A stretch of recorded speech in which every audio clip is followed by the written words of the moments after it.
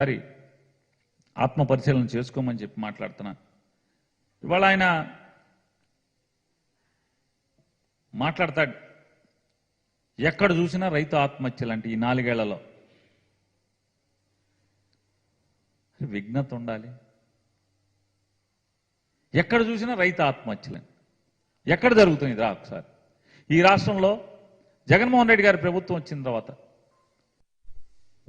వర్షం పడకుండా ఎక్కడన్నా ఏ జిల్లాలోనూ ఉందా? పంటలు పండకుండా ఏ జిల్లాలో ఉన్నా పంటలు రైతు పంట వరి వ్యవసాయం చేయకుండా ఎక్కడన్నా ఉన్నారా? రైతుకు గిట్టుబాటు ధర లేకుండా ఏ జిల్లాలోనూ ఎక్కడన్నా ఈ రాష్ట్రంలో ఎక్కడన్నా ఉందా?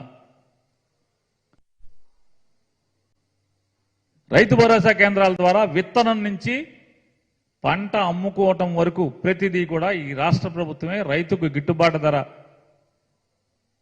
నమ్మకంతో కూడినటువంటి విత్తనాలు, బాధ్యత తీసుకునే విత్తనాలు ఇవ్వటం, అక్కడి నుంచి పంట పండించిన తర్వాత ఊరు పొలిమేర దాటకుండా అదే ఊరిలోంచి పంట గిట్టుబాటు ధరకి రైతు దగ్గర కొనుగోలు చేయటం.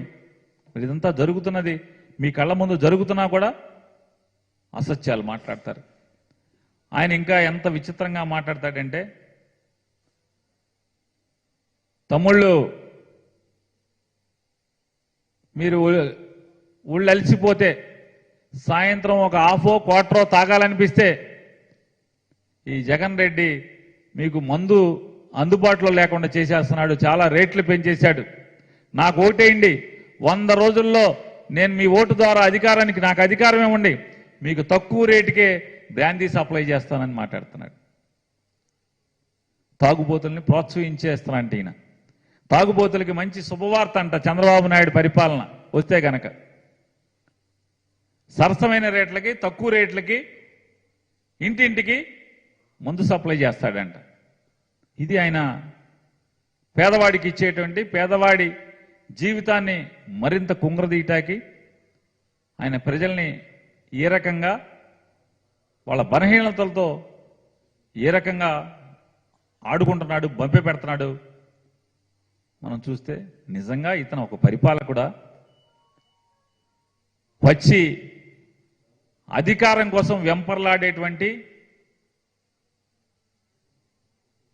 దిగజారుడు మనస్తత్వమే అతను మనకు కనపడుతుంది తప్పితే, బ్రాందీ మీకు బాగా అందుబాటులో ధరలో తక్కువ రేటుకి ఇస్తాను, మీకు ఇంటింటికి అందజేస్తాను, మీరు ఇల్లు కదలకుండా బ్రాందీ తాగిస్తాను తక్కువ రేటుకి అని చెప్పేటువంటి పాలకుడిని భారతదేశంలో ఎక్కడన్నా చూసామా? అసలు ప్రపంచంలో చూసుంటామా?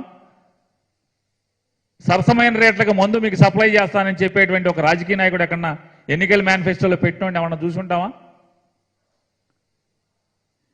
ఒక్కొక్కరి మీద 20 కేసులు 30 కేసులు పోలీసులు పెడుతున్నారంటారు.